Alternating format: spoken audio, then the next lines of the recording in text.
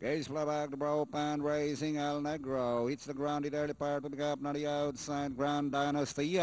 Passing the winning post, Grand Dynasty, followed by El Negro. Running in third, Excellent Lady. Running by the wheel, Keen Ford.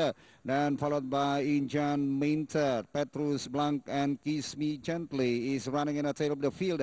Going along for the first turn, Grand Dynasty leading by some 5 now. El Negro in second, Excellent Lady moving up on the outside. Down in fourth by some 4 lengths now, Keen Ford. Passing the half mile, it is still Grand Dynasty leading by some 5, followed by entry number 4. Excellent Lady in second, running in third is El Negro. Nearing the last 600, it's still Grand Dynasty by only 2.5 lengths.